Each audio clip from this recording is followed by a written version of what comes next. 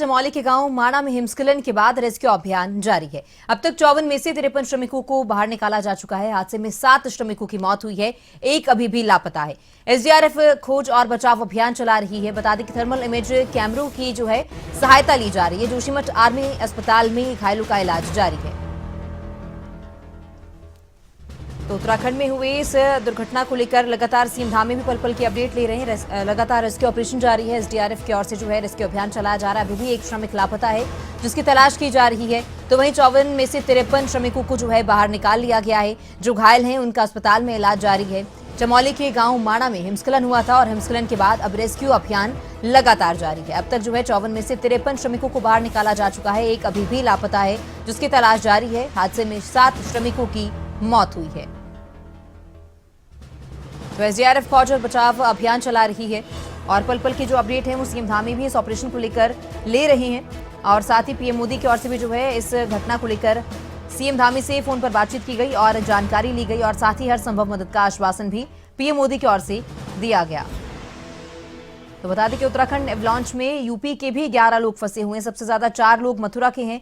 24 घंटे के बाद भी रेस्क्यू ऑपरेशन जारी है। बर्फबारी बड़ी चुनौती बनी हुई है, लेकिन इसके बीच रेस्क्यू ऑपरेशन चलाया जा रहा है। माणा में हिमस्खलन हुआ था और इस वजह से 7 श्रमिकों ने अपनी जान गंवाई, एक अभी भी लापता है। 53 श्रमिकों को रेस्क्यू कर लिया गया है। 54 में से 53 श्रमिकों को बाहर निकाल लिया गया है। अभी भी एसडीआरएफ लगातार बचाव अभियान चला रही है, लेकिन बर्फबारी मौसम वो इस समय बड़ी चुनौती बनी हुई है।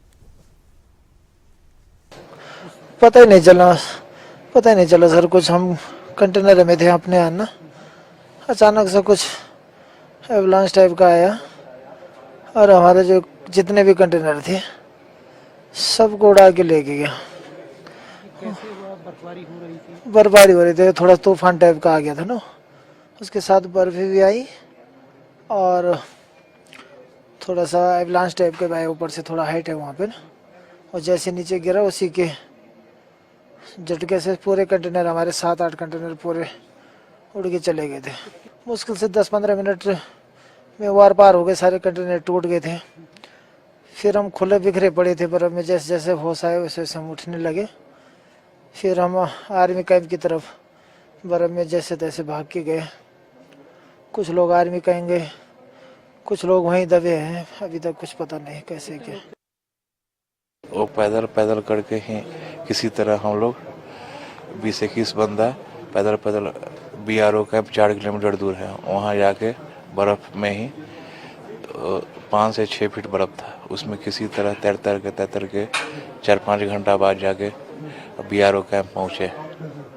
कुल कितने लोग थे? हम एक साथ 23 बंदा पहुँचे बीआरओ कैंप।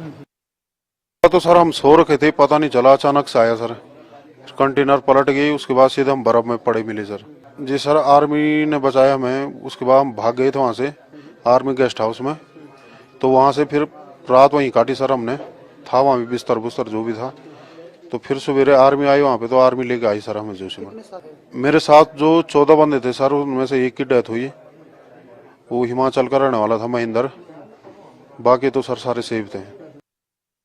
अभी हमारे पास यहाँ पे 45 मरीज हैं। इन 45 मरीज में से 3 थोड़े से क्रिटिकल मरीज हैं। इन 3 क्रिटिकल मरीज में से एक जो मरीज है जिनके की थोड़ी सी लीवर में चोटें आई हैं, खून का रिसाव हो रहा है, हमने उसको मैनेज किया है। 3 यूनिट ब्लड ट्रांसफ्यूजन किया है हमने कल रात में और आज सुबह में। अभी उनकी स्थिति ठीक है। बाकी सारे पेशेंट जो हैं वो अच्छे कंडीशंस में हैं एंड हम यहाँ पे उसको मैनेज कर सकते हैं। हम अभी स्थिति को देख रहे हैं, वो उनकी जो भी कंडीशंस हैं जो उनके आधार पर हम निर्णय लेंगे। एंड अगर ऐसे लगेगा कि हमें उनको फर्दर ट्रीटमेंट के लिए आगे भेजना है तो हम उनसे इंश्योर करेंगे। हो रहा है, हम उसे यहीं पे मैनेज कर रहे हैं। जो बाकी और पेशेंट्स हैं, कुछ एक्सट्रीम हाइपोथर्मिया के पेशेंट थे एंड कुछ मामूली सी चोटें आई हैं, उन सारे पेशेंट को हम अभी प्रेजेंटली यहीं मैनेज कर रहे हैं एंड सकुशल उनका इलाज सफलतापूर्वक करने की कोशिश कर रहे हैं। क्या कोई ऐसे भी पेशेंट हैं जिनको आप डिस्चार्ज करने की स्थिति में हो? अभी हम उन पेशेंट का फिर से इवैल्यूएट करेंगे एंड देखेंगे उनकी स्थिति में कितनी सुधार आई है। उसके बाद हम इन चीज़ों पर विचार करेंगे कि उनकी डिस्चार्ज कब तक किया जा सकता है। सर हायर सेंटर में किसको भेजा गया? हाँ, एक पेशेंट को हायर सेंटर भेजा गया है, एम्स ऋषिकेश भेजा है। उन्हें स्पाइनल कॉर्ड की इंजरी थी।